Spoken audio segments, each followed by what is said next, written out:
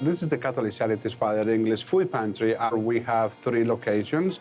This is the main one. This is the biggest one. Here alone, we feed over 5,000 people every single month. We give out more than 400 bags of food every single day, Monday through Friday.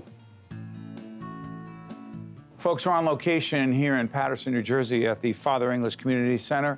Connect Catholic Charities with this place, Father English Community Center. Sure. So Catholic Charities here in the Diocese of Paterson is incredibly vast. We operate over 70 programs, basically, generally to help people who are in need. Our Father English Food Pantry is one of our many programs, one of 3 food pantries here that are part of the Diocese in Paterson that help people who are food insecure. When we're talking about diabetes or we're talking about housing issues and other related issues, who are the people that you're serving? Describe them. We help everyone who comes to our door in one way or another, people who are in need, from birth to senior citizen years. If you're in need of help, Catholic Charities is there to answer the call. So, Steve, to be honest with you, it's just about everyone. Is it everyone in the Paterson community? Absolutely. Paterson and well beyond that. What is the connection between both organizations, and how are you specifically involved in a diabetes prevention program? What is it, and why does it matter so much? As we provide food, what else can we do? We know, for example, that hunger is a health issue. So with food, can we have a transformative impact on the life of the 5,000 families that are served here? The answer is yes. The answer is yes, especially when you think of a prevalent problem among low-income families, like diabetes. How prevalent is it? The problem is in double digits in many low-income communities. This is true across the entire state. And one of the things that we've been piloting with a diabetes initiative with 9 programs like Father English and Summit Medical Group is, well, can we have an impact? Can we bundle the food in a way that makes sense for a diabetic or pre-diabetic family? That means giving them food that we know, and the doctors tell us and the nutritionists tell us, will have a positive impact on their ability to control their diabetes or even reduce their diabetes. We're really looking, when we're talking about this, at type 2 diabetes, not type 1 diabetes. Difference is? Difference is that type 1 diabetes usually happens at an earlier age.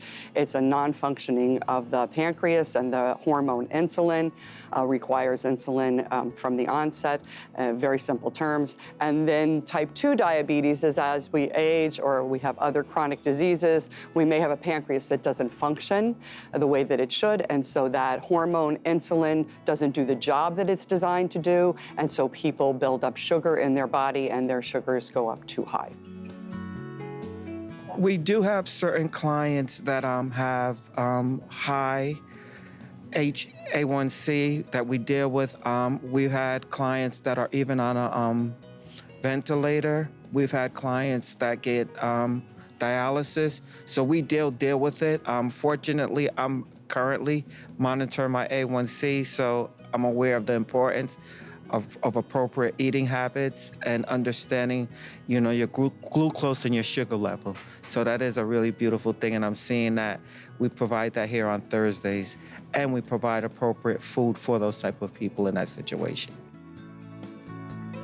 Hunger and health go side by side. So we had always been giving out food for 20, 30 years, but that was it. We were handing people a bag of food. As time has gone on, we've thought more integratively, and not only providing people with food, but providing them with life lessons to take the food home, prepare it in a healthy manner. There's a program here, Food, Health, and Hope program. Mm-hmm. What is it? How is it connected to diabetes, and why does it matter so much? Well, one way to look at Food, Health, and Hope is to look at it by the 3 names that it's been given. So we enroll people based on the fact if they have diabetes or pre-diabetes to the program. The food portion of it is that twice a month, the Community Food Bank of New Jersey, who's our partners in this program, provides healthy foods that are specific for those persons. Low sugar, low salt, more produce. So health is, we went in initially and we screened hundreds of people, and this program has 9 sites, Father English being one of them, where we looked at whether or not they had that pre-diabetes, 5.7 to 6.4, or greater than that with diabetes or a known diagnosis of diabetes, and then they were eligible for enrollment. And so what Summit has done is it has given a day to their employees to come and help us do this job. Summit does that? Yes. And they come out and they volunteer with us, the doctors, the nurses, the PAs, the APNs, the registration staff. Advanced practice everybody. nurses, the APNs, right. physician's assistants. They all come out and they help us to screen all of these people that are enrolled in this program. And it gives us a chance to give to the community a screening for obesity, BMI, so we're doing height, weight, and we're coming every 3 months once they're enrolled in the program, and that helps us to be able to tell the individuals, what is your goal? What can we do to work with you to help you be healthier? How do we do that? And so we set achievable goals. And the hope? The hope is the education. Because twice a month or once a month, depending on where we are in the cycle, there's education that's offered. Community Food Bank, the SNAP educators are going out and doing nutrition education. SNAP educators are folks, that's a federal food program. It is, absolutely. Right. And it's through the state of New Jersey, Yes. The Community Food Bank is administering that. And so those SNAP educators are coming and working with us to provide specific education for this group of people who are enrolled in Food, Health, and Hope. It's one thing to administer a program. It's one thing to be involved in the management or operation of it. But Carlos Roldan, it's interesting. This was you at a different point in time, and now people are seeing you on camera now. What they're seeing is Carlos Roldan, the director here at the Father English Food Pantry, at 234 pounds, and now you don't look like you're that. No, I actually went to 178. When they came to me asking me about having this program, the diabetes program here in the food pantry. The Community Food Bank came. Yeah, the Community Food Bank. Coming here, I said, sure, anything to benefit our people. So one of the things that they do is education. Once a month, they come and they teach people how to eat right. Many of the people that came here don't speak English, and I was a translator. So I will translate to them, teach them how to do the right thing, and I'm like thinking, wait a minute, I don't do this. I should be doing this. I should change my lifestyle. I should stop eating this. I should go this way. From there, I went from 234 to 178. All I did was started eating healthy. I've been here for about 15 years. My mother also has been here for almost 20 years.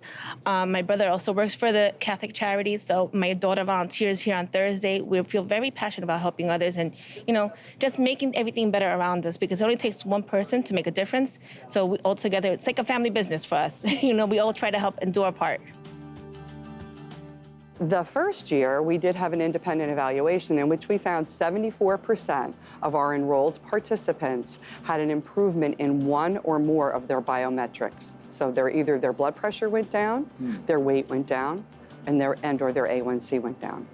That's really significant. Because it's a reflection of health improvement, but the clients are really committed, and the leadership is really committed to the program being successful. One-on-One with Steve Adubato has been a production of the Caucus Educational Corporation. Funding has been provided by the Russell Berry Foundation, the New Jersey Education Association, Wells Fargo, Horizon Blue Cross Blue Shield of New Jersey, the Turrell Fund, supporting Right from the Start NJ, Summit City MD, the Healthcare Foundation of New Jersey, NJM Insurance Group, and by Fedway Associates, Inc. Promotional support provided by bestofnj.com and by NJ Biz. Transportation provided by Airbrook Limousine, serving the metropolitan New York, New Jersey area.